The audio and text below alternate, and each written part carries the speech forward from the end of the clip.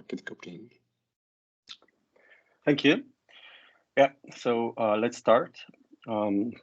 So first, I would like to present to you a little bit of background of our projects and the status of the project, including the current guidance given by the European Commission towards NRAs and TSOs and NEMOs. And in the second part, we would like to present and discuss also with you some questions regarding the external parallel run we are planning to start next month. So as a start, let's say some basic information. As you know, the basic of our work and the implementation projects we are working on is the CACM regulation. And especially in this respect, and as a main input from TSO side, the day-ahead capacity calculation methodology decided by Acer last year. And based on that, basically we are trying to implement as efficient as possible and establish the single European electricity market. Currently, you know that we have in Europe two major day-ahead projects, both in operations, which are multi-regional coupling, covering all the countries you see on the screen, and the second one is the 4M market coupling project, covering the Czech Republic, Hungary, Romania, and Slovakia. It's important to note that both projects use the same technical solution called price coupling of regions, PCR, for computing the market coupling results, meaning that we use Euphemia algorithm, and also we allocate in the same process the cross-zonal capacities provided by TSOs. So both of those projects currently running in Europe represent the single day-ahead market coupling, which is the target model set by European Commission in the already mentioned CACM regulation, which will enable us the optimal use of course, capacity. And I think that the most important thing is that we have a harmonized process throughout the European Union. Next slide, please.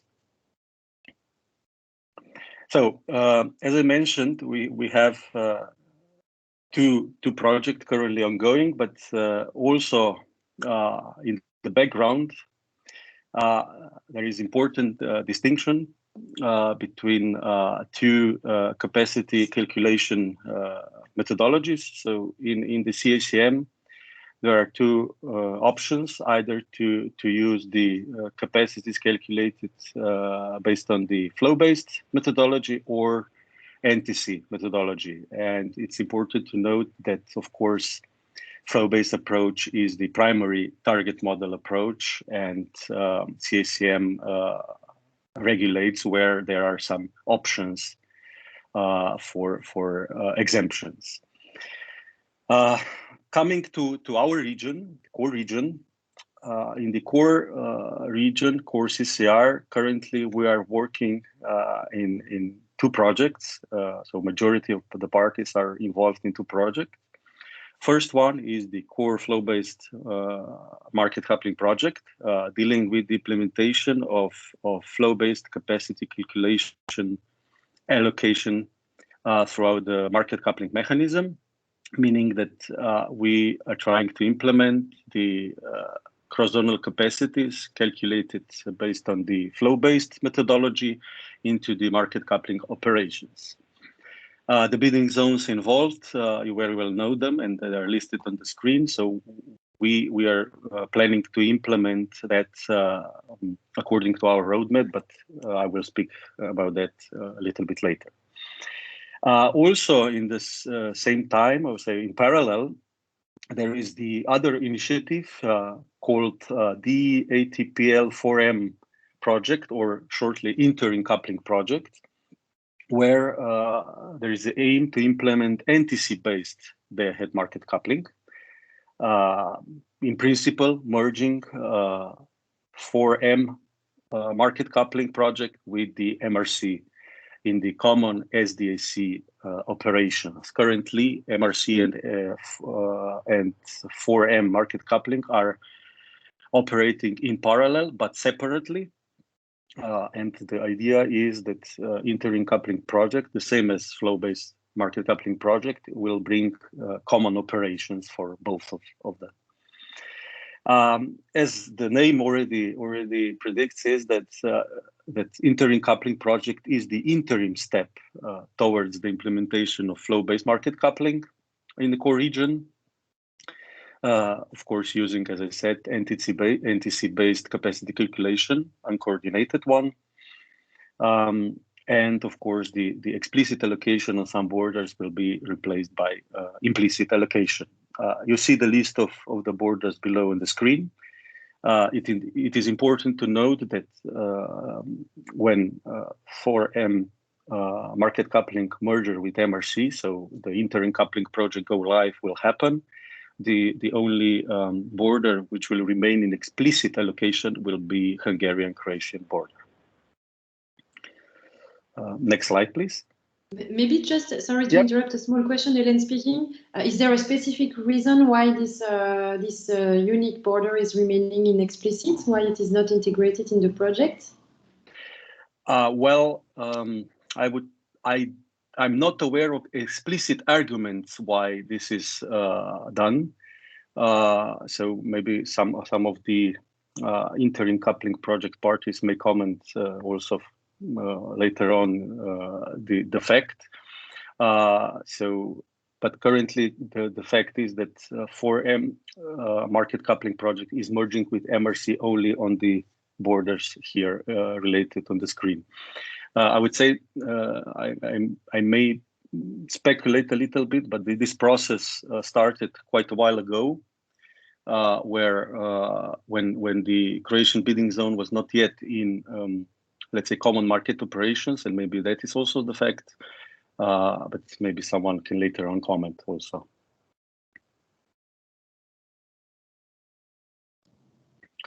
I think that we see a hand, just a moment. Yes, it is me, Jelke speaking. Yeah, maybe I can contribute to solving this dilemma. It was indeed Austrian and German parties were approached by 4MMC parties a long time ago with the idea to initiate this interim coupling project as a in-between step to core flow-based. And yeah, the project was quickly set up, and we already started with that. And at that point of time, Croatian parties expressed their interest in joining it, and it was also done by Bulgarian parties.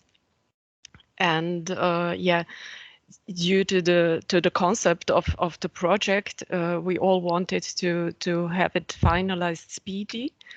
It was then decided not to go back to the start and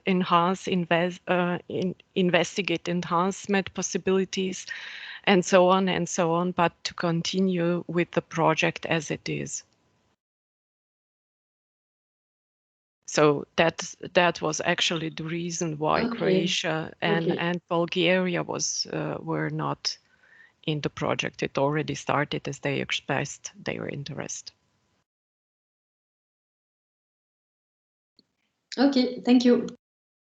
Okay, thank you. We can go to the next slide.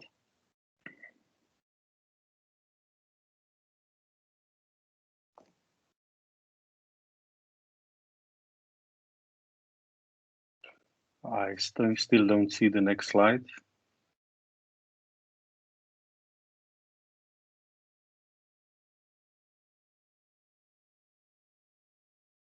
Thank you. Okay, so for the final slide for this introduction, a little bit of history, not with full flow-based capacity calculation history, but just the recent one. You know that everything started in 2015 when CW region introduced and implemented the flow-based day-ahead capacity calculation methodology in operations. In June 2016, based on the CACM and requirements from CACM, with the Acer decision, the core capacity calculation region was established, among others, with other capacity calculation regions. Then in September 2017, core CCR TSOs developed jointly the flow-based day-ahead capacity calculation methodology for the core CCR and submitted to the NRAs. This was then returned for amendment, and based on the Acer decision in February last year, the CCM for core region was formally adopted by this decision, and we are now working in line with that methodology. Next slide, please. Yeah, so now a little bit about the ICP interim coupling project, the core flow-based market coupling project, Polish M&A project, and all the interdependencies between all of them.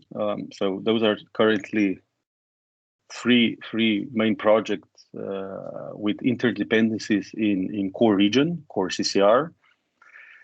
And during the, let's say, spring 2020, this year, so we realized that interim coupling project would not meet the planned go-live date, the deadline set by ICP parties, so September 2020, and that at least some activities are delayed back then due to the fact that there are strong dependencies between core flow-based market coupling project, the interim coupling project, and also the Polish M&A project ongoing in the Polish bidding zone.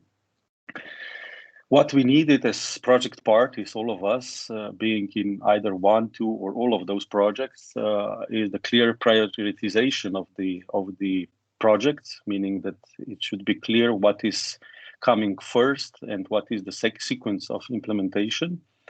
And based on the request, core NRAs asked the European Commission to give the legally binding guidance towards core NRAs and later on to parties themselves. We received this guidance in the end of last month, where the Commission clearly stated the priority and gave the guidance and request for sequential implementation, not the parallel one, but sequential implementation of interim coupling project and after that core flow-based market coupling project due to the following reasons. So mainly that that we are already in delay of establishing the single European electricity market, that earlier coupling of 4 MMC countries with MRC would bring additional welfare gains. That this is, of course, the interim step towards core flow-based market coupling project, and that due to the fact that ICP project was in the mature late stage of development, abandoning of the activities would potentially mean a considerable amount of sunk costs. I would say the important guidance given by the Commission was also the request for the go-live milestones, which are listed below on the slide. So the interim coupling project should go live no later than April 2021 of next year. And after that, with sequential implementation, core flow-based day-ahead market coupling project would have a go-live date no later than February 2022. We can see on the next slide sequential approach on the roadmap itself, so the graphical representation. So we have a high-level roadmap for both projects, so the ICP on the top and core flow-based market coupling project below in green. where you see that when the go live window is reached by ICP, we sequentially continue with the testing on core flow-based market coupling project, and after that we plan the go live window for the core flow-based market coupling project.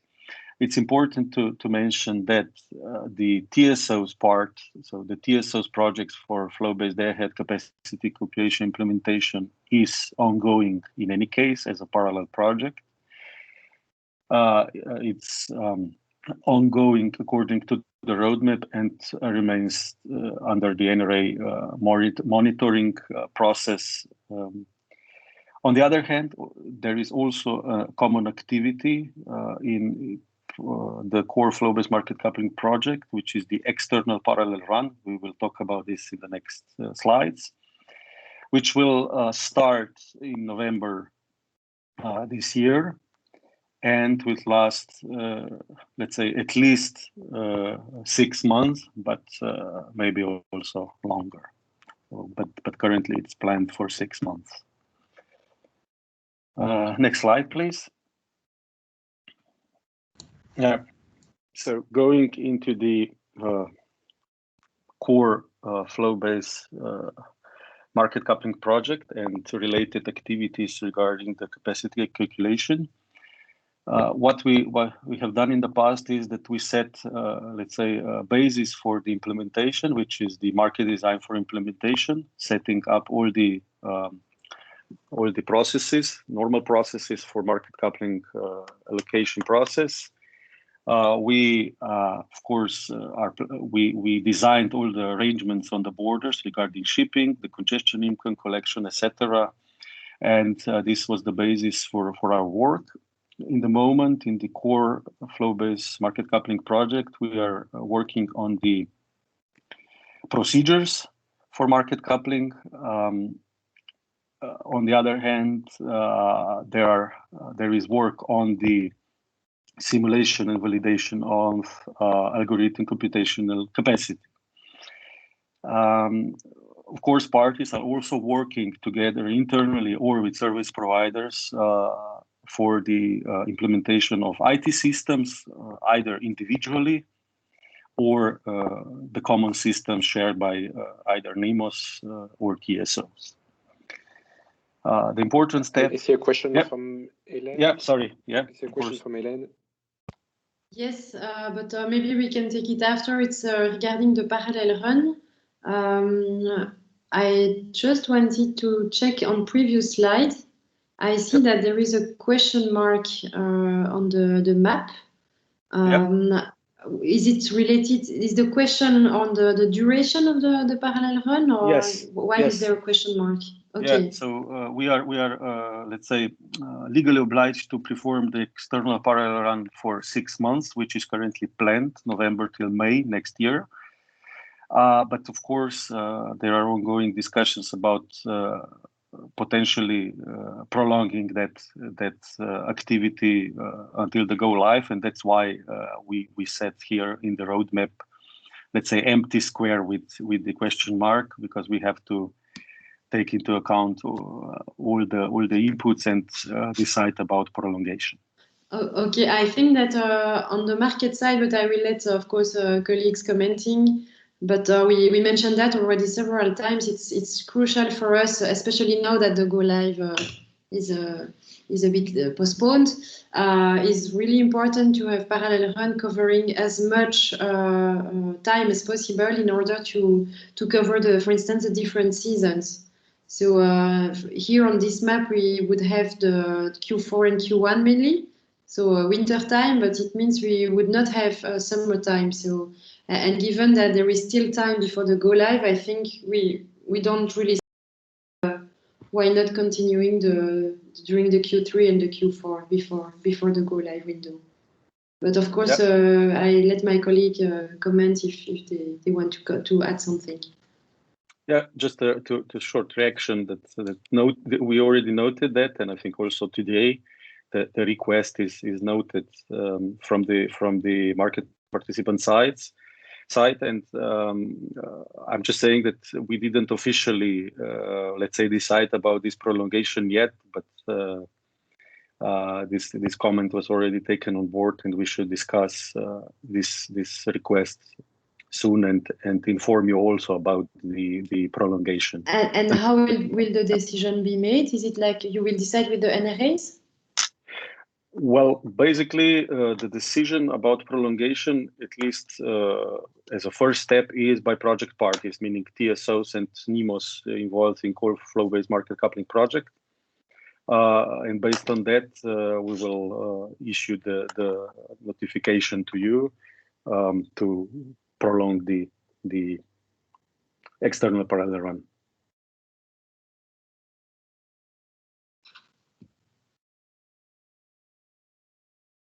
Okay, I see we have some hand raised. Hi, good morning, everybody. This is Jérôme Lepage from IFET. Yeah, I would just like to support what Hélène just said and maybe add one point. So the idea of the parallel run is also to compare what the new core flow-based approach how it will differ from the current situation.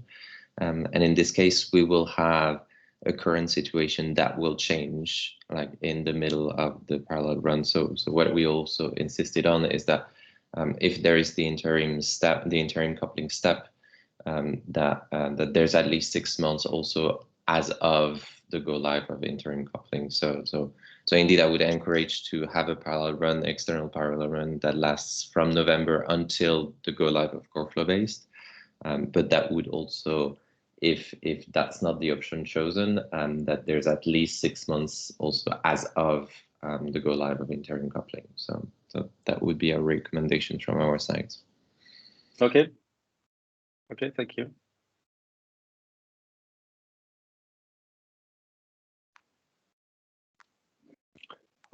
Maybe any other comment? Okay, then let's start with the external parallel run discussion and presentation now. So this is one slide before. I will give a short introduction now, but after the next topic, we will go into the more detailed presentation about external parallel run. So the purpose of the external parallel run is that we enable, as just mentioned, to all the interested parties, market participants, at the race, or whoever is interested, that they are able to see the difference between the current situation or the situation which will come with ICP go live and the flow-based capacity calculation and allocation methodology. This process, as already mentioned, will start in November this year for at least 6 months. The core TSO decided that we will start this process, let's say, progressively. This means that due to the fact that latest releases of the tools require to have a stable process, they were deployed recently, and they need some last updates and performance improvements before the external parallel run.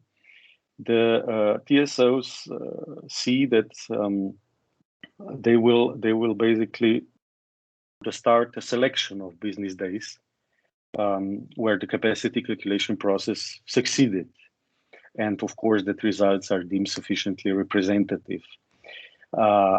So this will enable market participants to start looking into the results. So meaning that you will be able to see the first results and analyze the differences. And of course, when the processes and tools on TSO sites, this will be explained a little bit later, will be fully stabilized. Of course, the publication of 7 business days per week will start as a normal process, and we'll continue with that.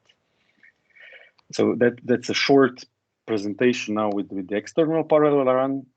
I think that it's also important, the last bullet point really below on the slides. What we plan to do is final market coupling testing with market participants before they go live. I think this is really important for market participants to participate. We will organize dedicated testing slots to test all the market coupling processes. We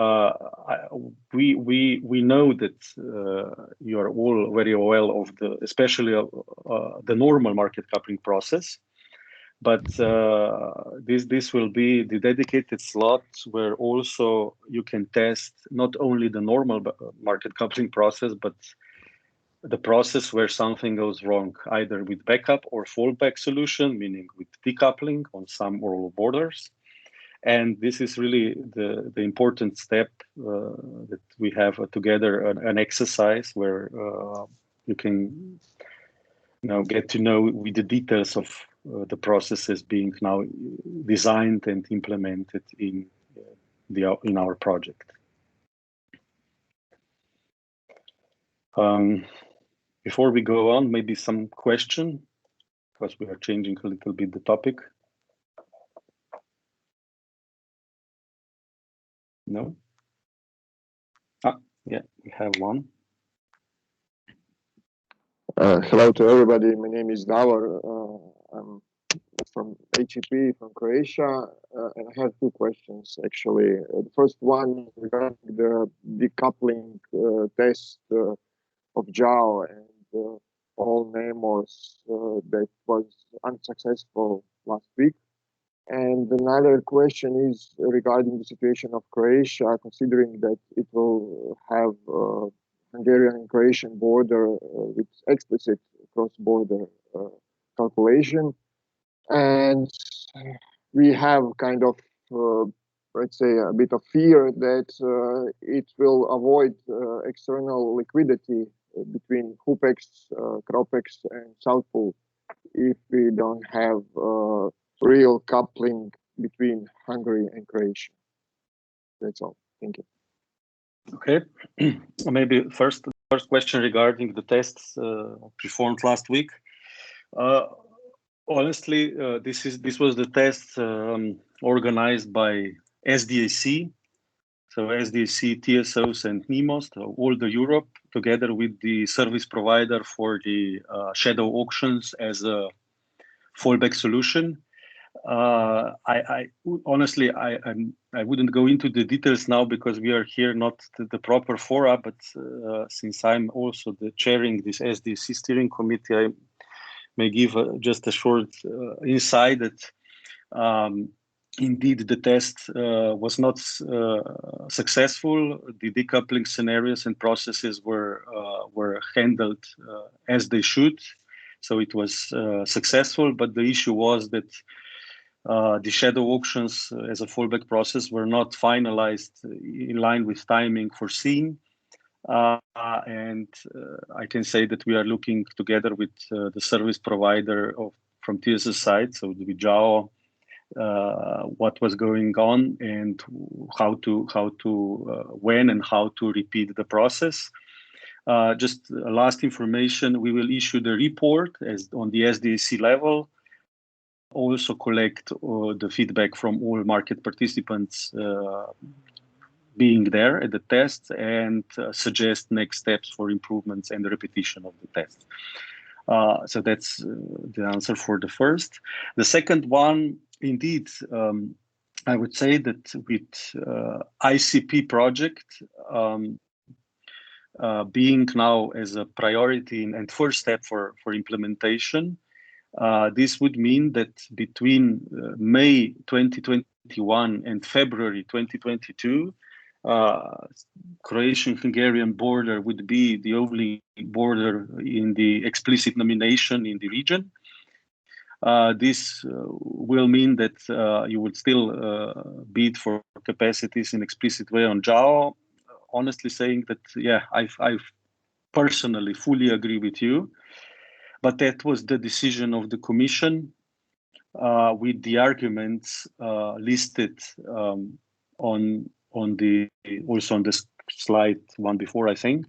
why the ICP is the priority for the implementation and not the flow-based market coupling project. So it would mean, yes, that this border will remain for May till February. This is somehow around 10 months, let's say, roughly, of explicit allocation before flow-based market coupling will be implemented, and also this border will be allocated implicitly via market coupling process. But comment taken on board. Yeah.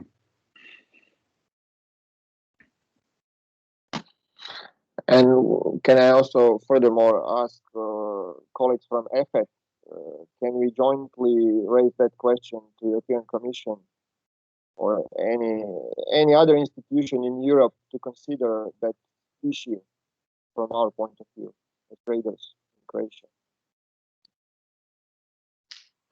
This is Jerome. Maybe we can take this offline and discuss it bilaterally. Gabor, don't hesitate to contact me directly. Thank you. Okay, please, thank you.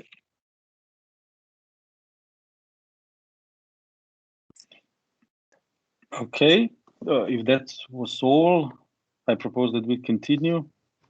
And of course, we will in any case have Q&A later on when we finish this part. So we will move now more to the capacity calculation. And Steve will lead us through this part of the material. Good morning, everyone. Maybe you can already click and show the full slide here. That's easier to follow than the explanation. Thank you. So, as in core, we have different histories, different backgrounds before diving into the core methodology, the process, those key principles. I wanted to do a short recap of what is the key fundamental change that will come along between an NTC approach and a flow-based approach, just to have things clear in our minds when we move further. On the left-hand side, you see a typical picture that represents capacity calculation in NTC world, where we are expressing capacities on a border level. This is typically done border by border, trying to take into account interdependencies between borders and -ones, loop flows, and so forth. And the available transfer capacity is then given as an input to the market coupling that will then fix the exchanges, allocate the exchanges on that border level. Whilst when we move to flow-based, there what really changes is that we go down to the lowest physical level of the representation of the grid. And we speak about connects, electrical branches, where we look at the grid in an n-1 situation, so critical network element combination with a contingency. And there, the key difference with respect to NTC, it's that it's no longer within the capacity calculation that you manage the interdependencies between the borders. It is the allocation mechanism that will look at the domain, at all the connects provided to it. It also knows how each trade on a particular border affects each connect in the system. This is what we call the PTDFs. And it will then do the matching with the order books in the most efficient way, efficient in terms of creating welfare whilst using the capacities made available on those connects. I see that there's already a hand being raised, so maybe I'll let the question come. Paul, please. Yeah, thank you, Paul Gisberts, Statkraft. Just on the terminology, on the top you write the margin is on the critical network element plus contingency, and then the red line shows the F max thermal capacity. would it not be better to mention this Fmax, something like the operational secure capacity or the N-1 secure, because this contingency aspect is somehow reflected in this red line, right? The contingency is not directly reflected in the red line. The red line represents really the thermal capacity of the grid element that we are looking at. So of the critical network element, the dimension of the contingency represents the fact that we integrate an N-1 when we express the flows on the grid during a capacity calculation. But in an N state or an N-1 state, the thermal capacity of the grid element itself is the same. Yeah, but then the 20% or in the future, the 70%, here it gives the impression that 70% of the thermal capacity should be available, but in my understanding, that is not correct because of this contingency analysis, right? So it gives a somewhat, if I understand well, wrong impression. It's not a wrong impression. I think the trick when interpreting the graph lays in the fact that when you look at each component, the red arrow, the F0 core, or the green arrow, the available margin, that this is expressed in a grid situation where you integrate the N-1. So if you have a line between stations A and B that consists actually of two electrical branches, then you will look at the flow in the first electrical branch whilst you take an outage in consideration of the second electrical branch. And this is represented in the flow itself and in the capacity then made available for the market coupling. Yeah, okay. But I'm not looking at the red arrow at the bottom, the F0 core. I'm looking at the Fmax. But okay, yeah. Maybe we have to leave it here right now. Yeah. But trust me, the Fmax stays the same. It is the size of the arrows that differs when you look at it in N or N-1 situation. And by definition, the capacity calculation operates in N-1 philosophy. Yeah, okay, but should that not be then mentioned in this Fmax thermal? Is it really the thermal capacity of the electric branch, or is it the N-1 secure thermal capacity of the electrical branch? No, there is really no difference. The electrical characteristics or the mechanical characteristics of the line don't change if you look at it in N and -1. So the Fmax really is the physical property of the network element under consideration and the state of the grid that you assume, all the assumptions that are with regards to forecasting of load, of production, of exchanges outside your region, that is being expressed in the flows, as is the N-1.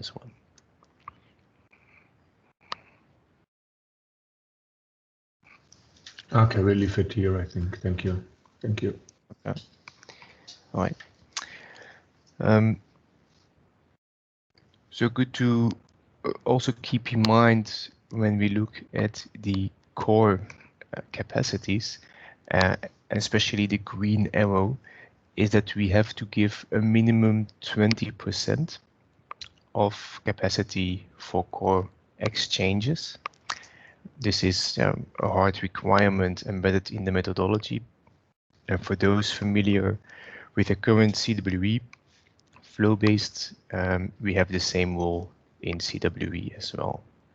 Now, it's tricky if you start reasoning with these 20%, especially since the SEP 70% came into play. It's not a one-on-one relationship between both. Here we are really having the capacity for core exchanges, whilst if you read about the clean energy package and the 70%, there the scope is all exchanges, both core and non-core. That's always important to keep in mind when we are having interpretations of these figures. Next slide, please. All right. So on this slide, what we see is a summary of the process steps, I would say the main process steps of the capacity calculation. In a very first step, it is up to the TSOs to gather the input data. And there are three key input data that we need to provide. First of all, our individual grid models, in which we embed all forecasts on load, on production, also on the possible remedial actions that can be applied during the capacity calculation. Second input that is to be provided is the list of these critical network element contingency combinations that will be used. And there the core CCM depicts a kind of evolution where over time the amount of critical network elements should decrease, mainly because it will be more, let's say, more oriented towards the cross-border connects over time, and the internal connects are only exceptionally there.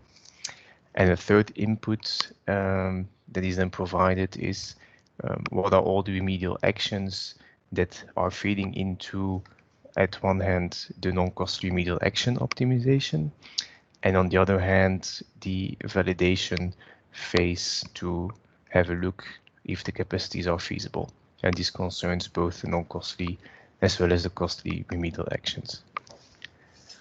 After this initial data gathering phase, all the merging entities, so the RSCs, come in play, and they make sure that the individual grid models are nicely merged into a common grid model, which will then be the basis where all the calculations will be run upon. And you see it then further on the screen in step 3. There are quite some steps before we come to the final flow-based domain. I will walk you through the main specificities of these steps.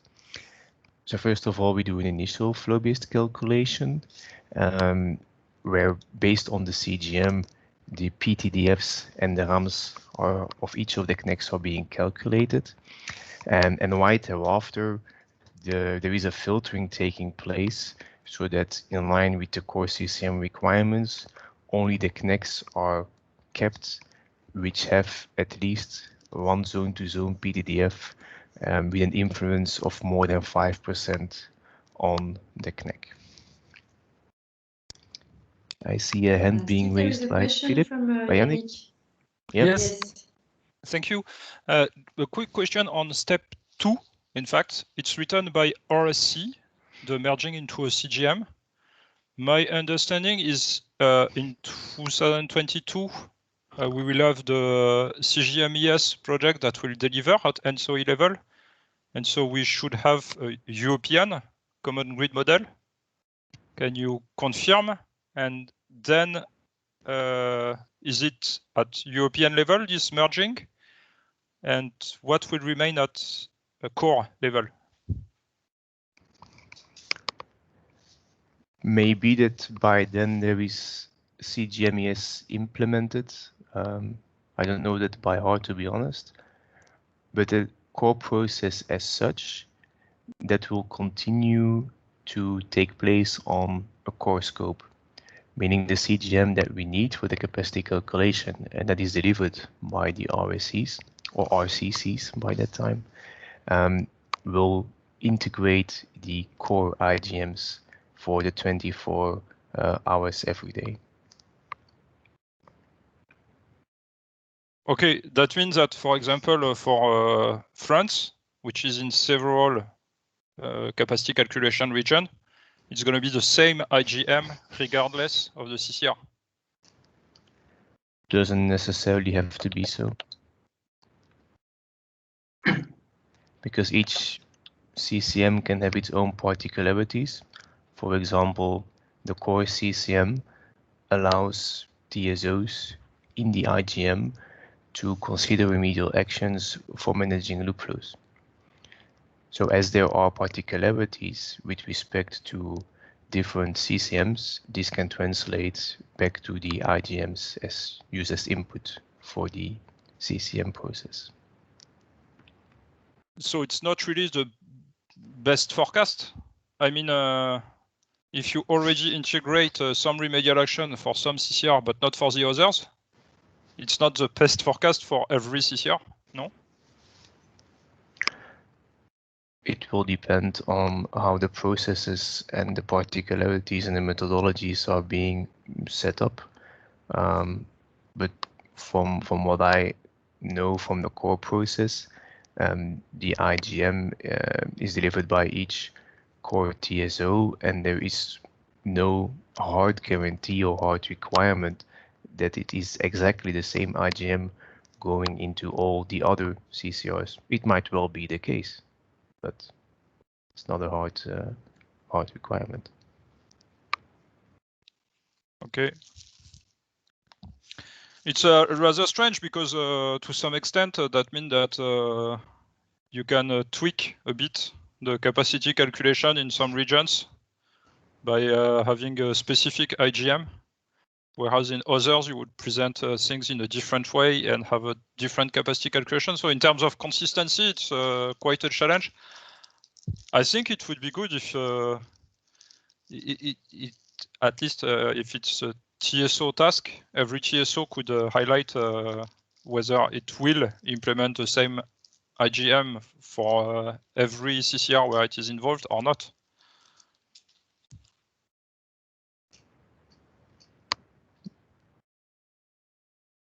Okay.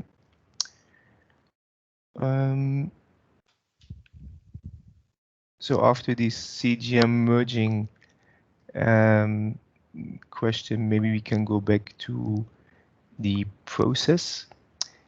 So we left off after the initial flow-based calculation and the CNEC filtering. The next step that takes place is the non-costly remedial action optimization. There, what is the goal of this? It's to actually increase the flow-based domain based on the non-cost remedial actions that have been made available by the TSOs to the common system. And the objective function behind it is that the CNEC... Thank you, I'm waiting right now, thank you. The CNEC with the lowest relative RAM is being identified, and those CNECs, that CNEC's RAM is then being increased. But it has to respect the outcome of the optimization, has to respect also thresholds which have been set with regards to the level of loop flows that is passing through the grid. So it is an optimization with constraints behind. After the NRAO, again a calculation takes place on PTDFs and RAMs, which we call the intermediate flow-based calculation, because the NRAO can have changed the topology of the grid. We have to recalculate PTDFs and RAMs accordingly. And then what happens is the virtual increases of the capacity in two steps. The first step is the adjustment for the min-RAM, and then we come back to what was shown on the previous slide for the 20%. That's always a minimum to guarantee, and also the target in function of action plans derogations in relation to the SEP 70%. And in order to make this translation between SEP 70 or the values from derogations action plans, for which the scope is core and non-core exchanges together, back to a value for core exchanges, to make the translation, the best forecast of the non-core exchanges as embedded into these grid models is being used. Once that step is secured, the tooling will look at the long-term allocated values and will check if the flow on each CNEC, if you would fully apply these long-term allocated values is covered by the RAM, the capacity made available. If not, then additional margin is being added to secure these LTAs. Okay. I see there are some more questions popping up, so please go ahead. Yes, this is Ruud Otter. I'm wondering who is doing this optimization? That's individual TSOs or is it the RSCs? Is your question related to the NRAO? Yeah, that's the start, but actually there are other decisions made in the next step. So who's making what decision, or who is making what optimization? On the next slide, we will see which actors are involved in the different steps.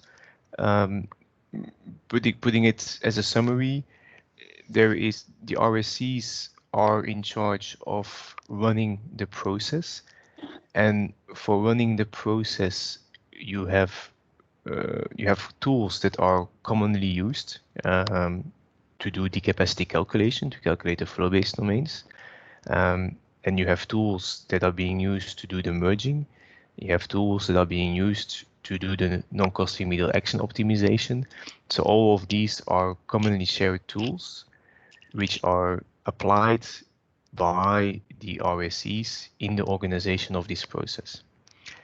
And this is up until the step of the individual validation, all regional tools in play.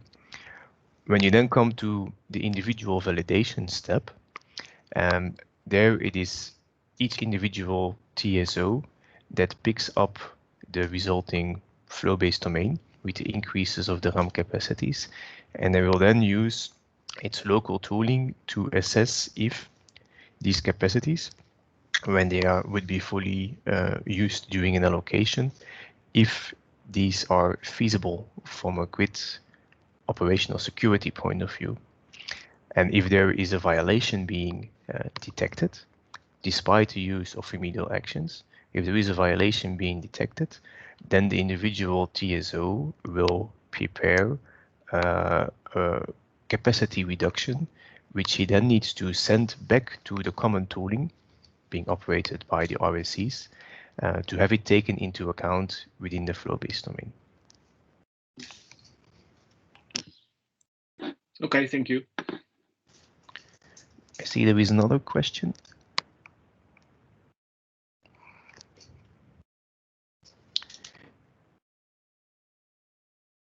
Or was it a hand which was virtually left? Darius.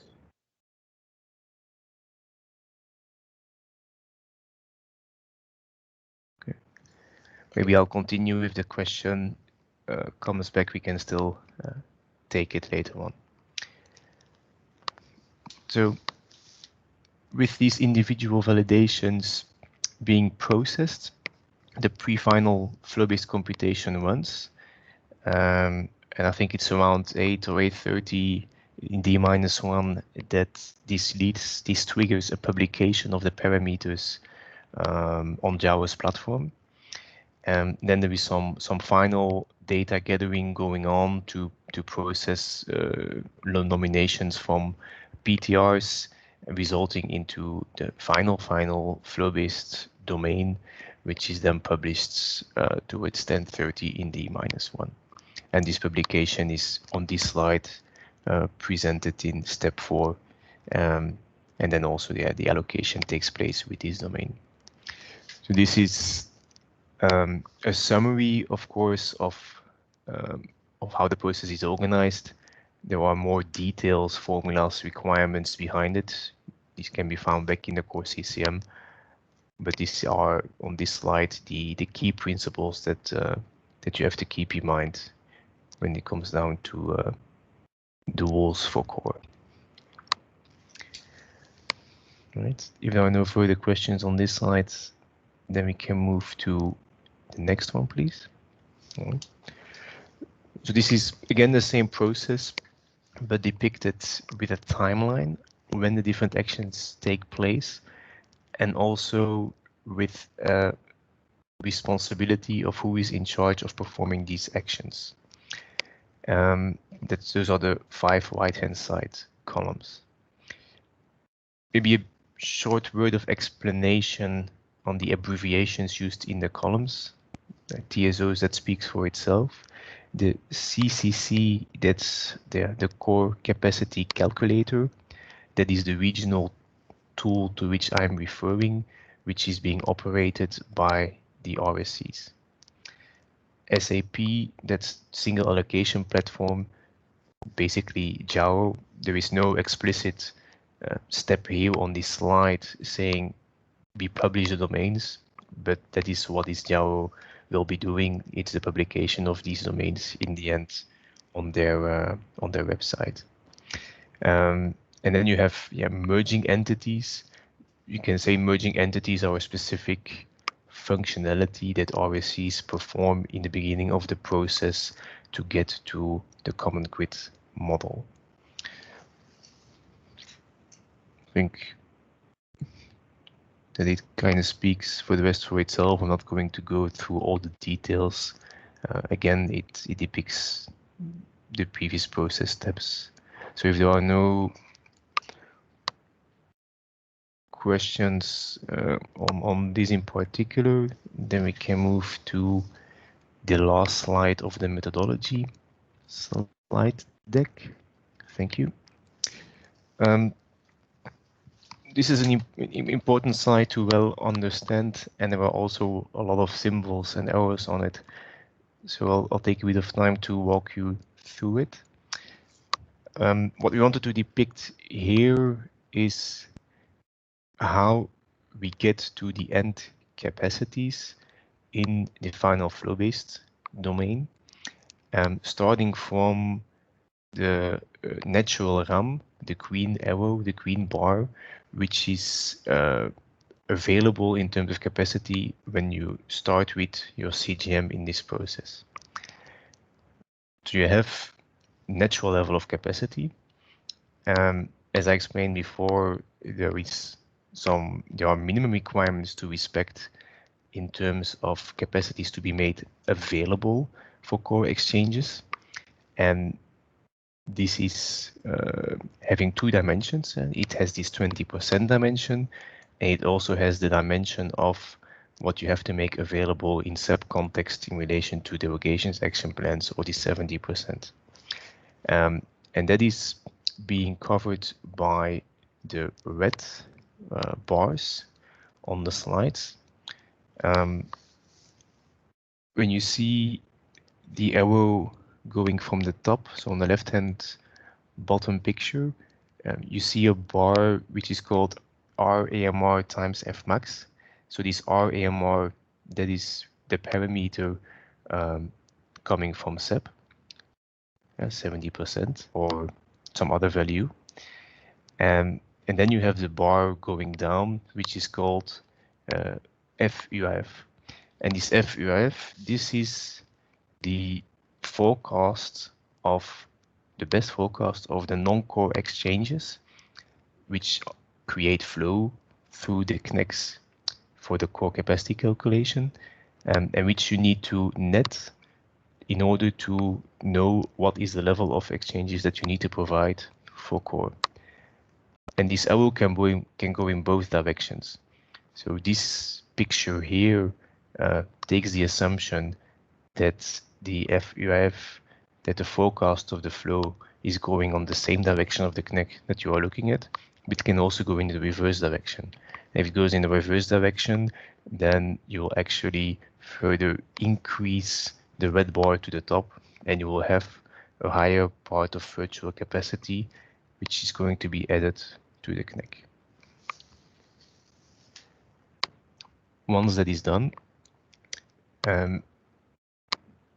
tooling will look at the LTA values, and if it sees on a certain connect that the maximum flow that the LTA can create is higher than the red one from the minimum capacities, then it will add a small part virtual capacity, the blue bar, the blue block called LTA margin.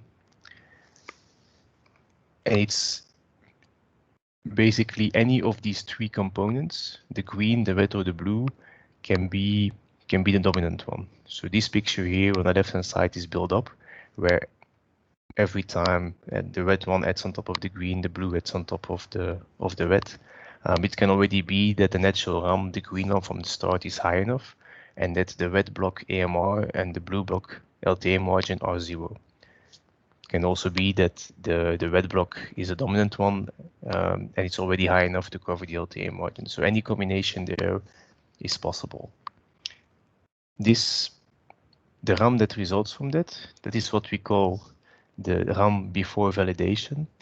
And it's that RAM that is being assessed then by the TSOs to see if it's feasible to secure these capacities. If it is feasible, then there is no intervention, and this is the RAM that will go to the market coupling. That's depicted on the left-hand picture. If there is an operational security violation detected, then there will be a reduction of RAM applied on this connect that you see on the right-hand side picture with the purple arrow going down. And there is a limitation on the amount of reduction that can take place. There is a cap because a reduction cannot go below the LTA margin, below the blue bar.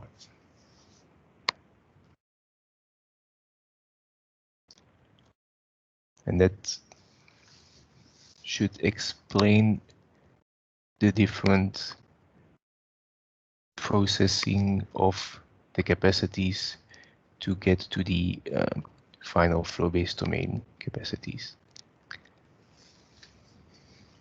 So that was it from my side. If you have further questions on the methodology, have burning questions, this is the moment to ask them. Yeah, I see a hand being raised. There is one question, yes. Yes, thank you very much, Steve.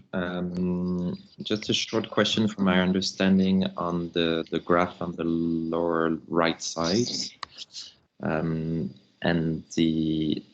So I understand the whole process that gets you to RAM BV, let's say, and the possibility to go to RAM BN with a cap for, like, with the possible RAM reduction. In which cases is that possible, and why would you need, from a TSO perspective, to reduce the RAM in that case? Could you elaborate on that? Yes. So what TSOs locally do when they assess the feasibility of the capacities is that they will run a detailed load flow simulation, and they will check where they detect overloads, if these overloads are solvable with the remedial actions that the TSO have in hand. If these overloads cannot be alleviated despite these remedial actions, then the RAM has to be reduced up to the point that it becomes operationally secure again to give these capacities. That's in essence what this local step, this assessment entails. Is that sufficient answer to your question? Okay, from a theoretical point of view, all right, I get it. But then my follow-up question would be, what kind of transparency do we have on that for, so not just like general underlying reasons, like maintaining system security, but we detected an overload on line X of Z amount of capacity of megawatts, for instance, or this kind of thing. So, like, what is foreseen in the validation process in terms of transparency to help us also maybe be able to integrate that in our own processes on the market side? A fair question. So the methodology foresees that if a TSO applies an IVA, that the reason, the justification must be provided, and this will also be published in the utility tool when an IVA is being applied. That's one measure which is embedded in terms of transparency within the core CCM, and this is on an MTU basis.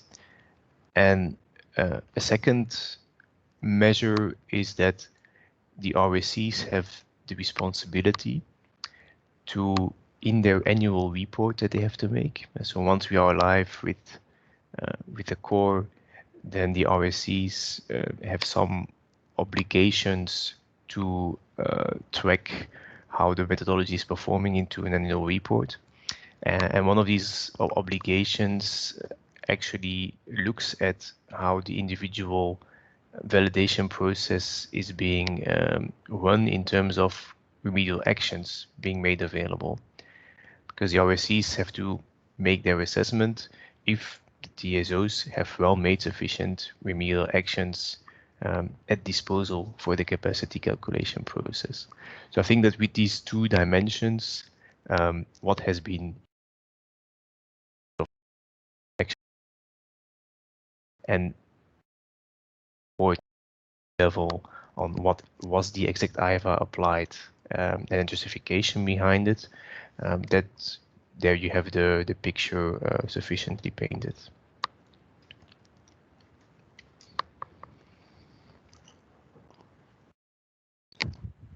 Okay, we have more questions from Yannick. Yes, I understand the need to validate and check that security can be ensured. But then, if you're in such a case where the RAM PV is too much with respect to what the system can take, why don't you reduce it when the LTA inclusion is leading to this RAM? Shouldn't you curtail some LTA rights, in long-term rights in this case? I think that if the LTAs really hamper operational security, that indeed TSOs will trigger the curtailment of long-term rights. Yeah. So in essence, the two graphs should be the same, I guess. The real question is whether the RAM PV is fine for operational security or not. And only in that case you would reduce.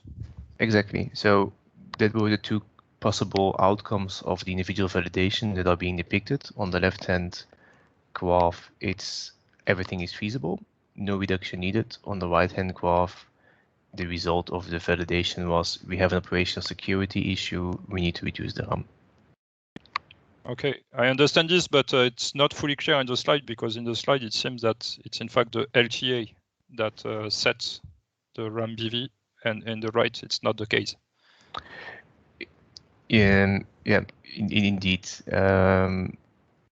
We can have multiple, let's say, multiple scenarios, multiple use cases on how to get to the RAM PV, and these are mixed with the two possible options as the resulting validation outcome. So it's good that you have asked the question so that we can have brought this clarity.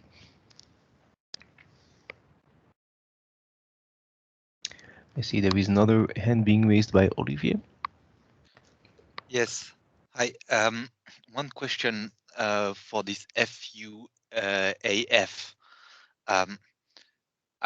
I'm more familiar with the CW flow-based app, and I think that's it seems to me like a new concept compared to CWE. Maybe you can confirm that it is a difference. And the question I had is, how do you compute it in the first place? The FUAF. Yeah. So it's the unscheduled allocated flow, and it's by comparing two quit situations.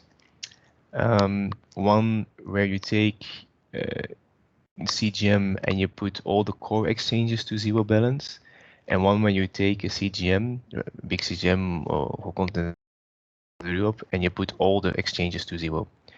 And the difference between both, between all exchanges to zero and core exchanges to zero, that will give you the impact of the non-core exchanges on your grid. So that's an extra calculation step. You don't use the PTD. You don't use the PTDF nor the GSK to do that. To go to zero balance, of course, these GSKs are being used because you start. No, you don't use the PTDF. I mean, I meant you don't. Because you don't have any GSK for the non-core regions. But what do you use for the non-core regions for setting them to zero? You basically set the interconnectors all to zero, and for the core bidding zones, you do it via the GSK. But they are also modeled the non-core regions. So to set them to zero, you must shift them also, no? With some GSK somehow. Yeah, or you can, in case of DC interconnectors, put their flow to zero. For DC, yes, but if we speak about Spain, for example, you need to change the net position of Spain to cancel the Spain to French exchange, for example, or Italian exchange, whatever, external regions, and for that you need to move them with some GSK, no? Yeah, there's probably indeed some GSK behind it. I don't know the particular details of that, but there are technology things to do so. Yeah. And in terms of order of magnitude, is this FUAF can reduce a lot the minimum RAM guaranteed, or it is more marginal effect? Oh, it can be quite substantial. It can be quite substantial. Okay. Depending also where you are looking in the core grid. If you look more to the outskirts, around the non-core borders, then you have, of course, higher influences. And it's this calculation which is, let's say, new in core, and it's not within the CWE central tooling. That's what I thought. Yeah. Right. And that this FUAF will be published. I guess we would have transparency on that. Yeah, exactly. Yeah. Okay. Great. Thank you. You're welcome. But maybe on question, Yannick. Yeah, on FUAF, I understand you will publish your forecast, but will there be some reporting like there is, for example, on the, or they used to be, or it was supposed to be on the FRM? Will there be somehow reporting on the accuracy of the forecast?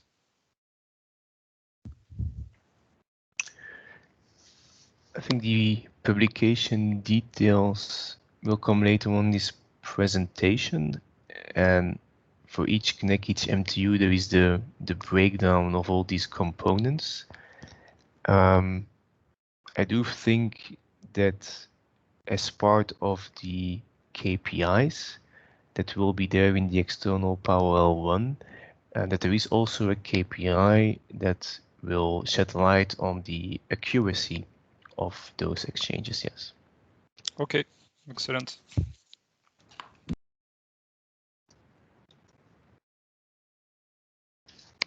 So if there are no more questions on the methodology, I would propose to take a short break now for 10 minutes, so until 11:35. And then we will continue with the parallel run, all the tooling and the organization of parallel run. So okay. Talk to you in 10 minutes. We convene at 11:35 sharp. Okay, thank you.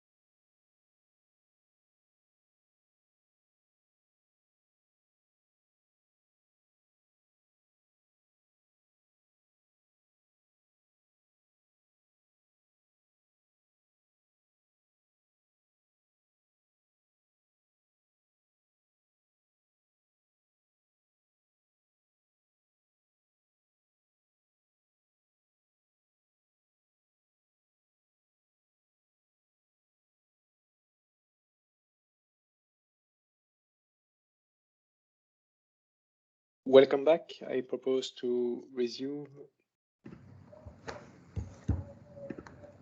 And so, as said before, we will move now to the more information on the project development and on the external parallel. And Geert-Jan will start. Yeah, thanks, Benjamin. So just to give a brief outline of the main tools involved in the core flow-based capacity calculation. Of course, all those tools have to be developed, tested, integrated, and validated. So these are also the things that have happened in the past and are ongoing. And of course, with iterations, because we have different versions of each of the systems, they will mature over time, and in the end, of course, will provide stable and reliable results.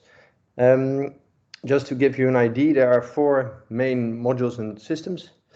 One is the core capacity calculation tool. This is the main tool that is managing the process and also triggering the flow-based computations. We have the common grid model, common grid merging, as mentioned before, which is then responsible for merging the individual grid models into a core CGM. Then we have the net position forecasting. So this is creating the best forecast for core, which is used both in the CGM and the base case improvement, and for some TSOs also as a basis to create their own individual grid models. And then finally, the NRAO, so the non-costly remedial action optimizer, which is used to optimize the different inputs from the TSOs in the process of core flow-based capacity calculation. As you know, probably we have restarted the internal parallel run in February 2020 and are computing business days since. And since mid-September, we are aiming to compute the 7 out of 7 business days. So that means that every day a process is started to try to compute and completely finalize the process as intended. As mentioned, I think also before in the earlier morning, in preparation of the external parallel run, we are working on the latest versions of the systems. They are now being deployed, and we are also now having involved the operators of all the parties of the RSCs, but also from all TSOs. So all the operators are already involved now with computing the business days that we have each week. And at this stage, NRAO is not yet available in the internal parallel run. So that means there's at this stage also limited experience available with NRAO in the internal parallel run.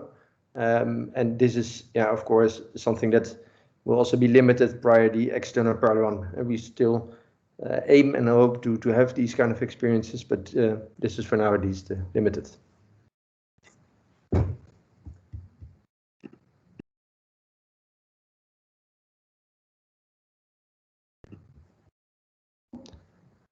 I don't know if there are any questions. Maybe Hélène speaking. So on the NRAO, do you think there is a chance to have it included in the future, or how do you see the next step? Now, of course, in the end, we will have to include it in the future. So definitely this is something that all parties strive for, also to have it available before the external parallel run. As mentioned before, when we start publishing results. But this is, for now at least, too uncertain to say something really concrete or have somehow a commitment to this. But definitely it's the idea that, of course, we will provide transparency if we publish results. What are the limitations? What are the underlying assumptions? And definitely it will be then introduced somewhere along the process, of course. As soon as it's ready and stable enough, then it will be integrated. And then again, you will be informed. Yeah. Maybe if I can add to that. So this NRAO is very much important for the TSOs that are heavily relying on non-costly remedial action, in particular on topological action. So for those that are knowing the current situation in the CWE region, you may know that RT is in particular using quite a lot of non-costly remedial action, topological action, preventive and curative. So the impact of the absence of the NRAO will be mostly seen on the CNEC of RTE in first instance. Yeah, all thank you. This will be clarified, and I will give you the floor afterwards. All this will be clarified when and if we move forward with publication with the absence of the NRAO. Still, we believe it has some added value to go forward with this, because it will allow the market parties to start seeing the new data in the core context. We have discussed earlier, for instance, with FUIF, the fact that the data are not exactly the same. So we do see an added value to still move forward with some publication of data, even though these tools would be missing, or could be missing in first instance. I think we fully agree. Yeah. Even if not complete and not final, I think we always appreciate to know what is currently on the table. And I think our colleague from RTE is willing to add something, maybe. Yeah, thank you, Benjamin. This is Joma from RTE. I'm Steve, colleagues in this project. Yes, I emphasized this message. This is very important for RTE to have the NRAO, since we are using a lot of topological action, both preventive and curative. So we expect to be more impacted than other TSOs. There will be a difference between with NRAO and without NRAO. So in order to give you the more I would say the more details on the external parallel run to provide you with the highest quality of data. This is something that you will need to take into account when you analyze RTE's output.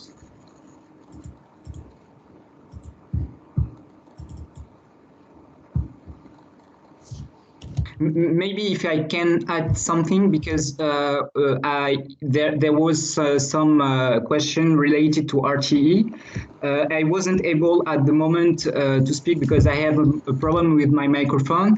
I think that Yannick asked whether the IGNs were harmonized between CCR. I can tell you that it is not the case. There are very slight differences between the different CCR. As you know, as you mentioned, RTE is part of 4 different CCR, but the differences are very slight. And there's another question I noted from Olivier regarding the non-core exchanges. When you want to shift to the zero balance, for example, for Spain, you know that you will have all the PTDF within the intermediate flow-based computation and also in the final flow-based computation. So normally you will have all the necessary information to do this calculation. One thing here, you don't compute the external region PTDF. But I don't know, honestly, I don't know how Corezo or TSCnet will do it, but you have all the PTDF for non-core branches. So normally you will be able, by using the PTDF to calculate zero balance for non-core exchange. That's something new to me. That I thought that PTDF were computed only for core regions and not for non-core region. I think it would be. I'm not sure it is. Is it described anywhere, the detail of this methodology? Because it seems to be. In CCM, right?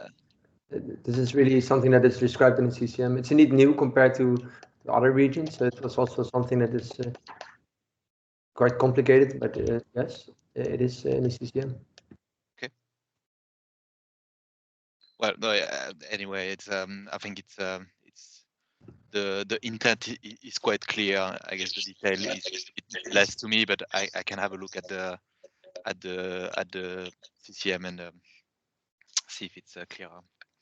But thank you. Yeah. You're welcome. Yeah, and so do not hesitate to come back on the JAO forum in case you would have more questions, so that we can provide a more detailed answer in case you would not find the answer in the core CCM. So our intention today was to provide an overview, but arguably we have not gone into the last details. So in case of further question, just a reminder that the JAO forum is available for these kind of question.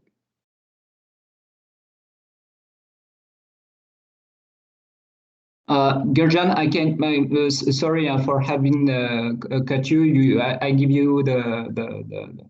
No, I finished my part, and I asked if there are questions, but I don't see any hands raised anymore, so I think we can continue. Yeah, I will just have to talk about the individual validation later, but I give you the hand.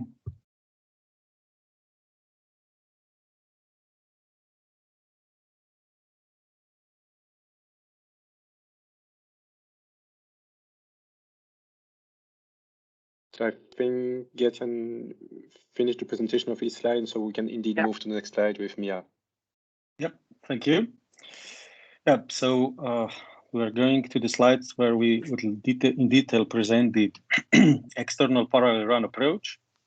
So on the slide, you see on the right, let's say the high level process, how this would look like, and I would like to comment this a little bit together with next slide where we have a detailed information.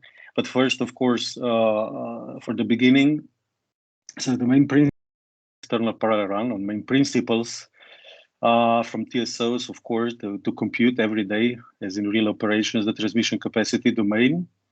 And then from TSOs and NEMOs that we on weekly level, we calculate based on that input, the resulting market outcome. Which can be done using the production order books from MRC and 4MMC until, of course, these two regions are merged together with ICP go live, as I explained in the beginning.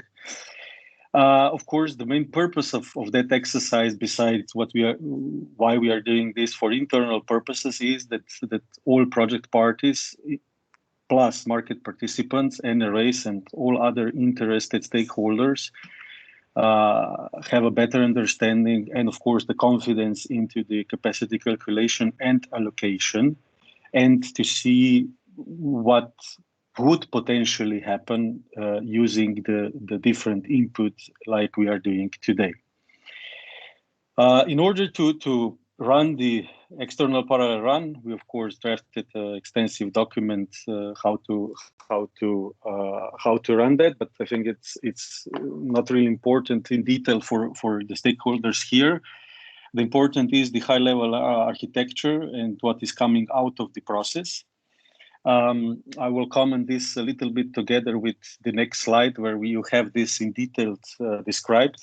So the process will start when on a daily level, coordinated capacity calculation will be finalized by TSOs or TSO service provider.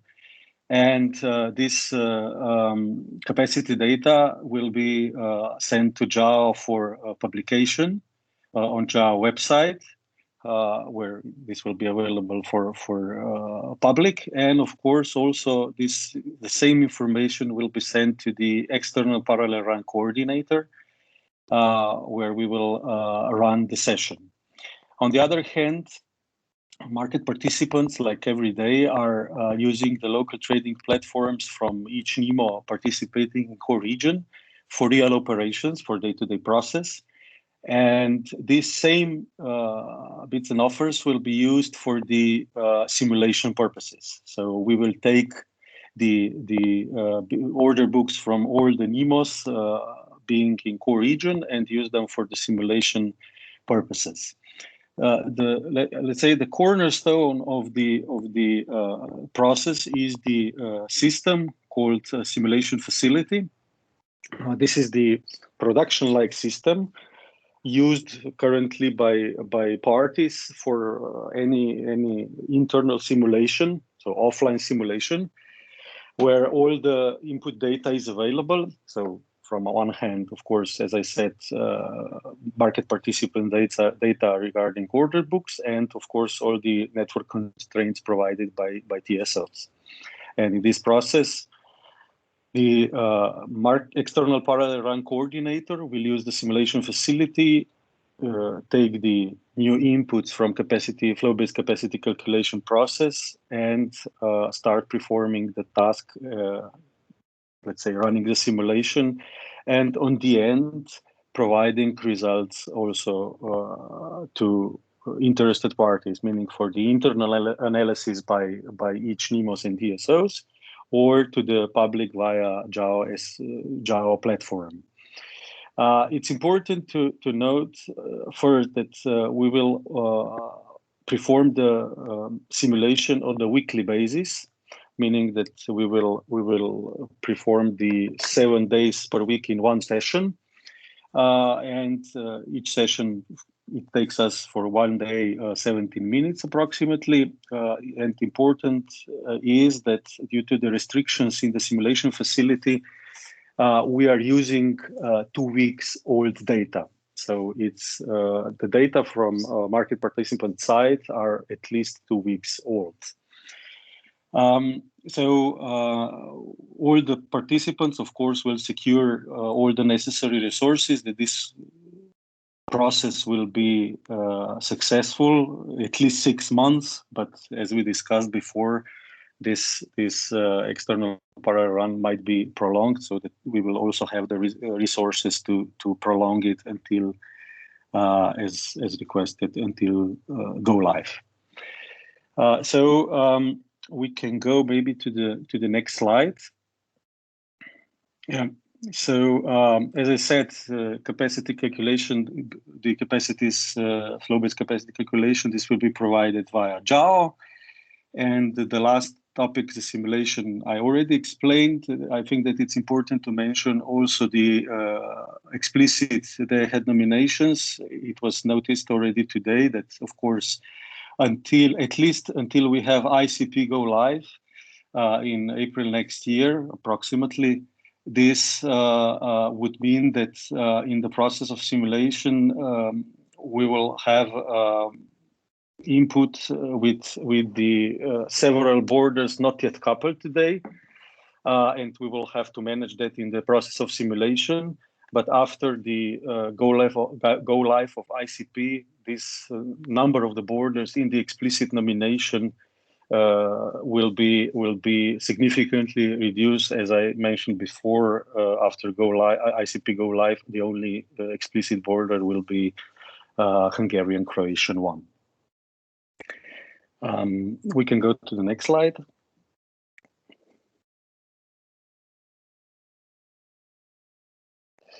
Yeah. Regarding the results of the external parallel run, so external parallel run coordinator will provide the raw subset of the results in the form of net position and prices to the JAO platform, and JAO will make that available to all the interested parties via their website.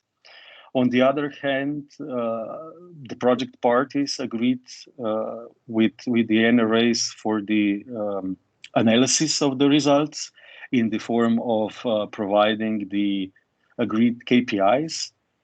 And of course, we intend to share these KPIs also with market parties during the external parallel run. So you see the KPIs which are currently agreed with NRAs on the screen.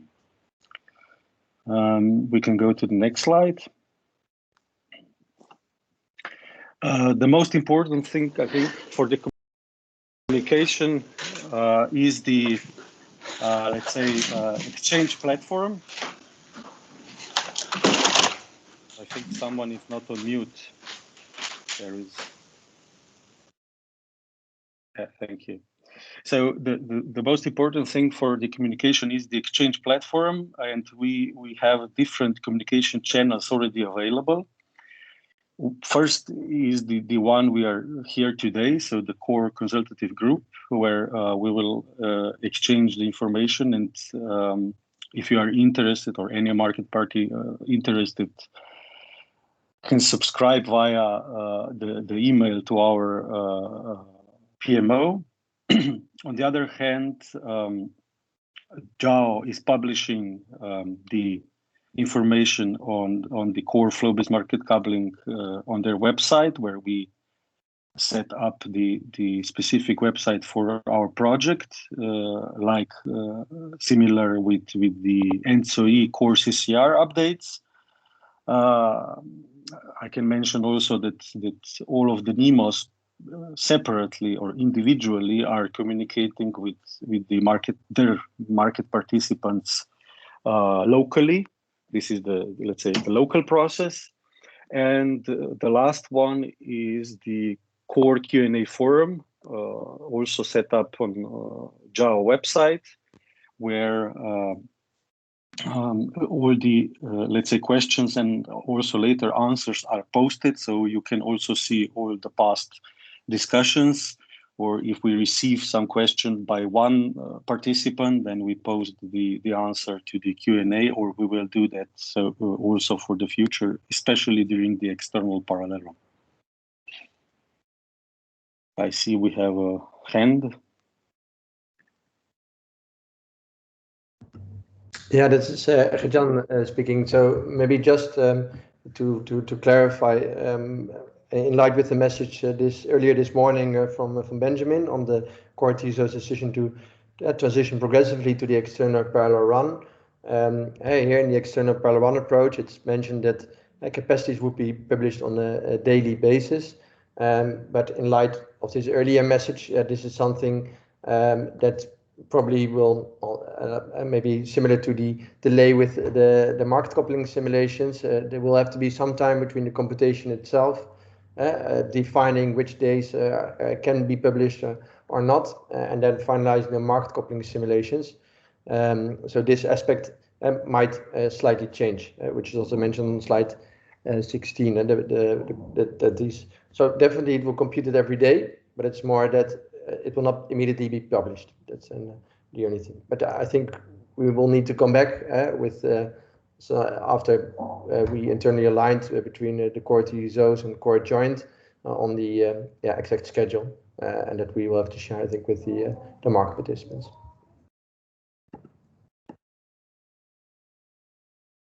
Okay, thank you. Any other question for the external parallel run?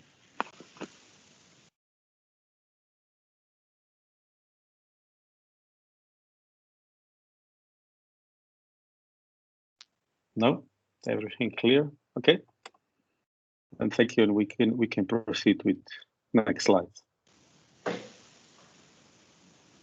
So, and Syed will lead us through this. Yes, please, Syed, on the publication tool. Thank you, Steve. Hello, everyone. This is Syed speaking from JAO Luxembourg. Today, I will cover the publication tool. Before I dive into the specifics, I would like to take a moment to touch upon the main trigger for this new publication tool that we're working on. With the introduction of the core flow-based market coupling project, it became apparently very clear that the existing Excel-based tool would be pushed to its limits.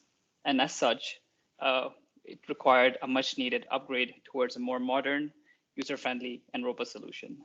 I'm sure those of you who use the Excel-based solution are well aware of this. We launched a survey early this year to capture and gain insight on your expectations and use cases of the tool to ensure that we develop a solution that was well crafted and in line with the feedbacks we received from you. So looking over the main improvements, what has changed? So the new publication tool will no longer be Excel-based, but rather a web-based solution. It will have far greater performance stability.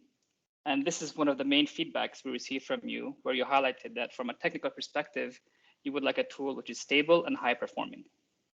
The tool will also allow you to download and export data in two formats, as an XML or CSV.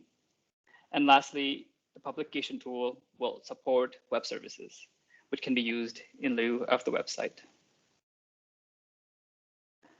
Now, when we look at the overall project, we have split into two parts or two phases.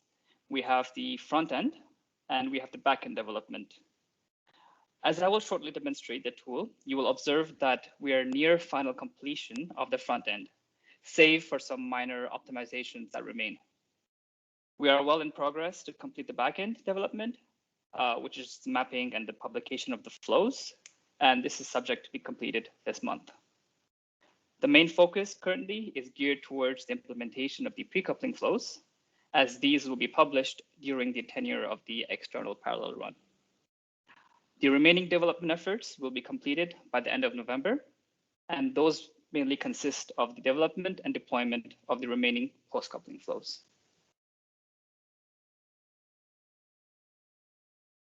Now I would like to show you a quick demo of the tool.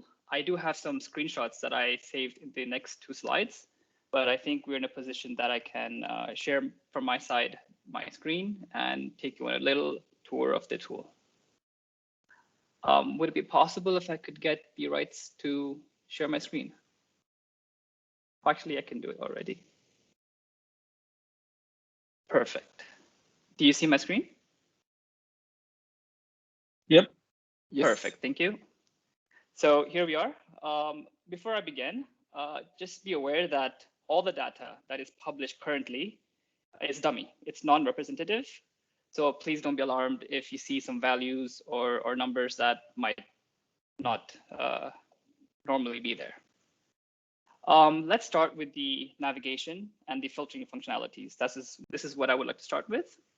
So on the left-hand side, you have the horizontal navigation bar, which lists all the pages or sheets as it was the case previously. You can choose the date by the date picker. You can go forward and backwards. You can pick today's date, as well as the hours. If you're interested to filter for a specific hour, that's also possible. Furthermore, we have also introduced additional filtering for hub level, depending on the page you're on, and also border level. Let's start with the core market view. So here, you're able to insert volumes for commercial trades to test your feasibilities. So you're able to insert values. Again, all the data is dummy, so it's not feeding off a database. So just please keep that in mind. And on the right-hand side, you will notice the page also displays information from the max net positions and max exchanges, max specs. Another interesting sheet would be the core market graphs. Here you have an overview of all the countries, but of course, you're able to filter down to the ones you're interested in. Let's say I'm interested in ROHU, so Romania, Hungary. I could just deselect, keep the ones that I'm interested in, and here you go. Furthermore, if you're interested in, let's say, a border that has lots of additional, a lot of lines, and it's difficult to pinpoint what you're looking at, it is possible to unselect and remove those additional countries or the borders you're not interested in. For example, let's remove France, Netherlands. So you would just find France, NL, and voila. So we hope that this will provide you with an added value to pinpoint and view the exact data that you're looking for. Next, we can look at the final computation sheet.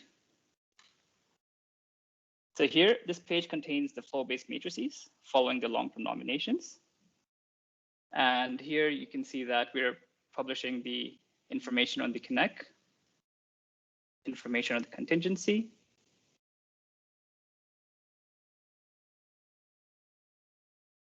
the additional information in contingency for use case multiple branches,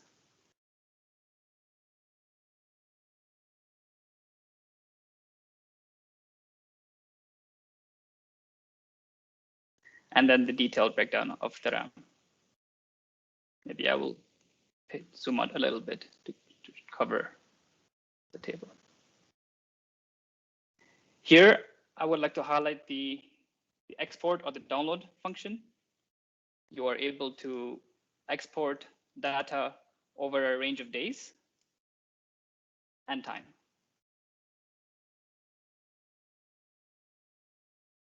And of course, as I mentioned earlier, you're able to download files as an XML or CSV. One last sheet or page that I would like to present to you would be the remedial actions. So let's look at the curative remedial actions.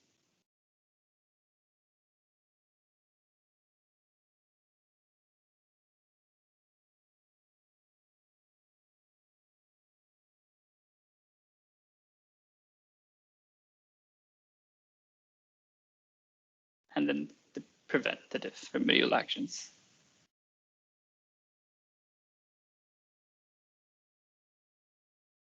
As I mentioned, we hope that you will find great improvement based on the current tool, and that this will reflect in a stable, well-performing tool, which can support you with your data needs.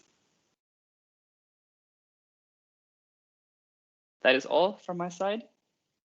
Thank you for your attention. Are there any questions?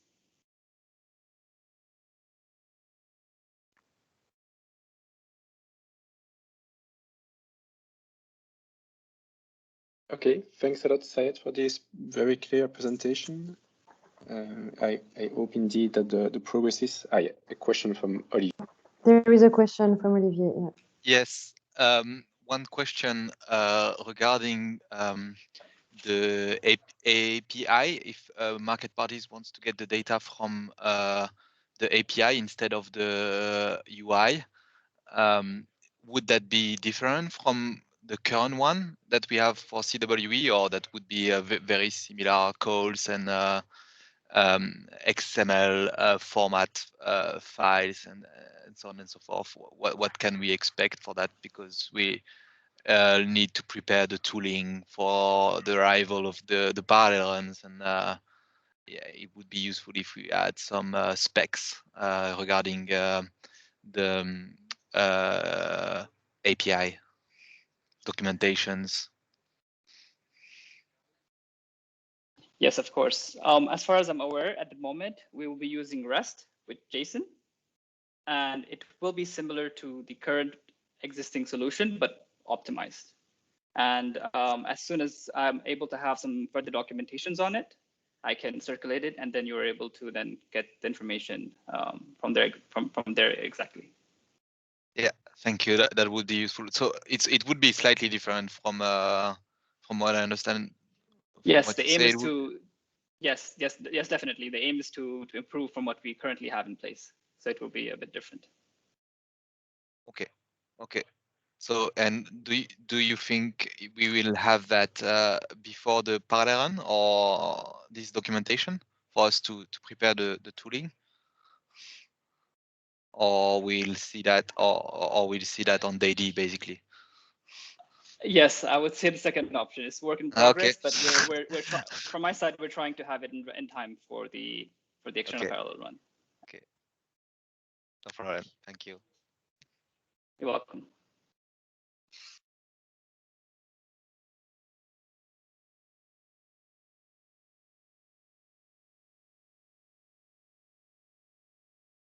So now we come to the end of the section on the date. So would there be any outstanding question on anything that has been presented this morning?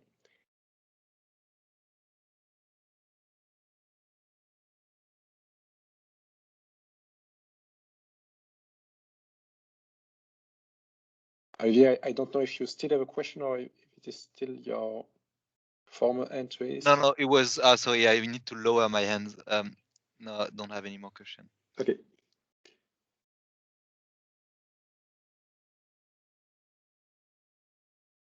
Any question? Doesn't seem so. Then we come to the end of the morning session. Yannick.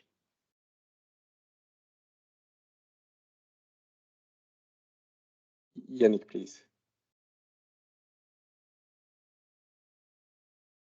Yeah, still on mute.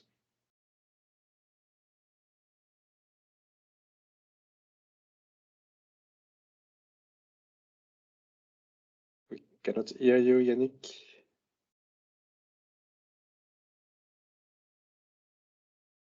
Question in the chat, maybe?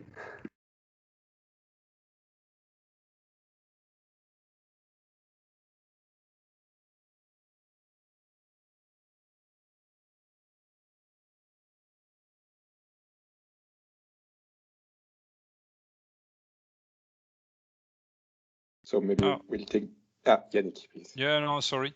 You did not hear my question, I guess. No. No, we sorry. didn't hear. Okay.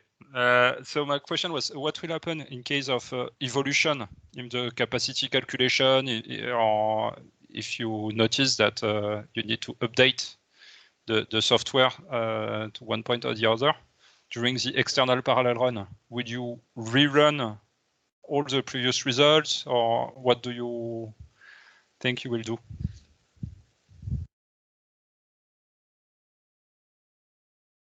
That's a good question, Yannick. And indeed it is.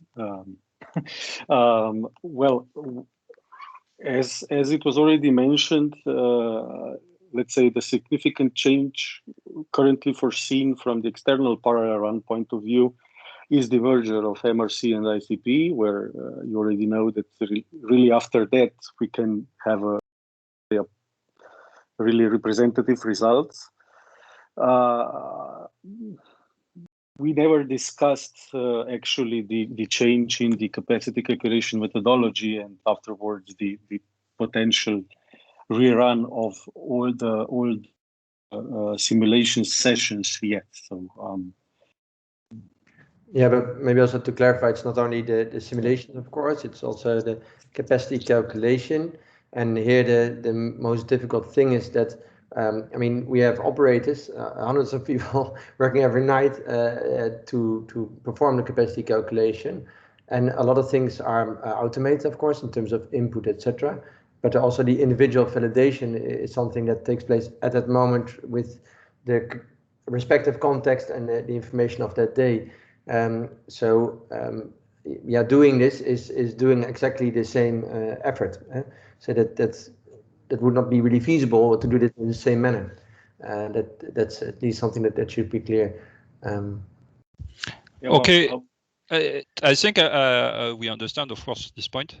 But in that case, I mean, at least can it be clear for each simulation somehow which release of the capacity calculation methodology is used? Yeah.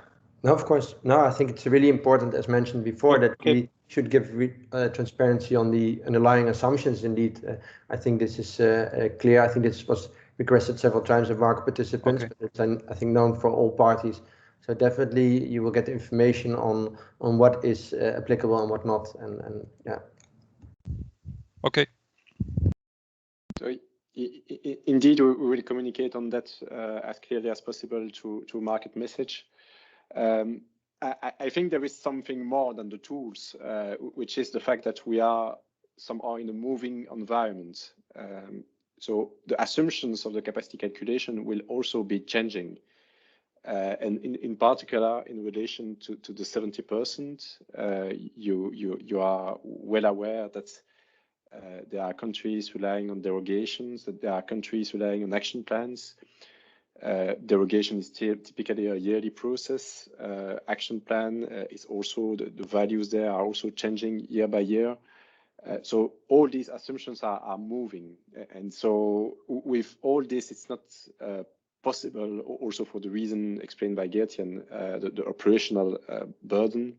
It's not possible to provide 1 year or 6 months of fully static data representing exactly the same tools, the same assumptions.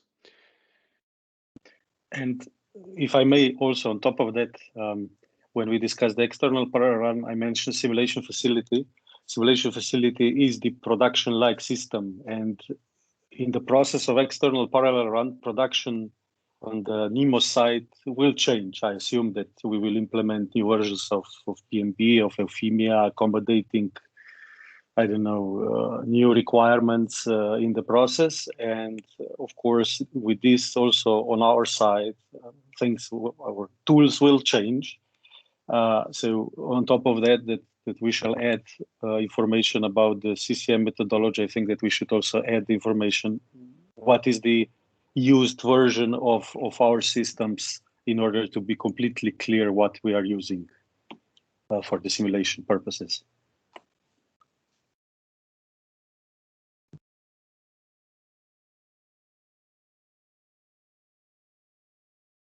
Any more questions?